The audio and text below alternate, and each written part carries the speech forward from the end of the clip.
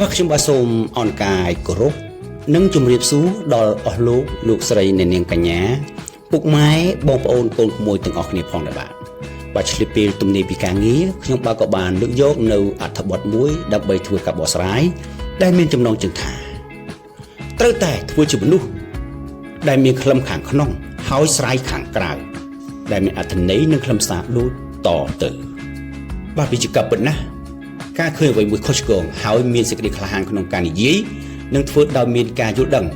និងស្របទៅតាមកលៈទេសៈព្រមទាំងហ៊ានទទួលខុសត្រូវដោយមិនខ្លាចញញើតមិនរីរាគ្រប់ហេតុការណ៍គ្រប់ព្រឹត្តិការណ៍និងរីករាយចំពោះលទ្ធផលដែលទទួលបាននោះគឺជាខ្លឹមរបស់អ្នកក្លាហានបើយើងដឹងខុសហើយបៀមទុកនៅក្នុងចិត្តមិនហ៊ាន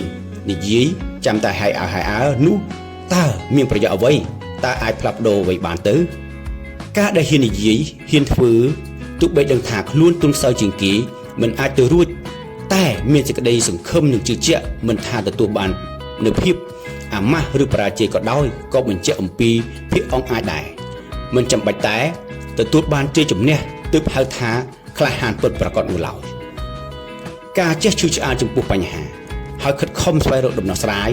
នោះគឺជាទឹកចិត្តដ៏មុមុតក្លាហានប្រកបដោយឆន្ទៈយ៉ាងពុះកញ្ជ្រោលសេចក្តីក្លាហានពិតប្រាកដមិនមែនសំអាងទៅលើសម្បកក្រៅគឺការនិយាយអួតក្អេងអាងឬកំពេញកំប៉ោកដូចហ៊ីនោះទេបានគេហៅថាអ្នកក្លាហាននោះអ្វីដែលសំខាន់គឺថាយើងអាចធ្វើបានទោះបីជាមឹសទុយមួយក៏ដោយឲ្យតែកេះឆ្នាំងបាយធ្លុះវាប្រសើរជាងស្រែកវោះវ៉ាតែធ្វើអ្វីមិនកើតតម្លៃមនុស្សមិនស្ថិតនៅលើរូបរាងខាងក្រៅនោះទេតែស្ថិតនៅលើបេះដូងខាងក្នុងកុំធ្វើជាមនុស្សគោថ្លង់ខ្វាក់ទាំងដែលភ្នែកមើលឃើញត្រជាក់នៅស្ដាប់ឮមាត់នៅនិយាយបានព្រោះបេះដូងនិងដួងព្រលឹងរបស់អ្នកនៅដឹងនៅទទួលអារម្មណ៍ឈឺចាប់នៅឡើយបាទជាចុងក្រោយនេះខ្ញុំបាទក៏សូមថ្លែងអំណរគុណយ៉ាងជ្រាលជ្រៅដល់អស់លោកស្រីអ្នកនាងកញ្ញាពុកម៉ែបងប្អូនកូនក្មួយទាំងអស់ដែលបានចំណាយពេលវេលាដ៏មានតម្លៃមកតាមដានទស្សនាពីការបកស្រាយនៅអត្ថន័យនៃអត្ថបទនេះតាំងពីដើមរហូតដល់ចប់ហើយខ្ញុំបាទក៏សូមជូនពរដល់អស់លោកស្រីអ្នកនាងកញ្ញាឲ្យជួបតែសេចក្តីសុខសេចក្តីចម្រើនរស់ស៊ីមានបានហើយរាល់ការធ្វើដំណើរទៅណាមកណាឲ្យទទួលបានតែសុខសុវត្ថិភាពទាំងទៅទាំងមកបានសូមអរគុណសូមជម្រាបលា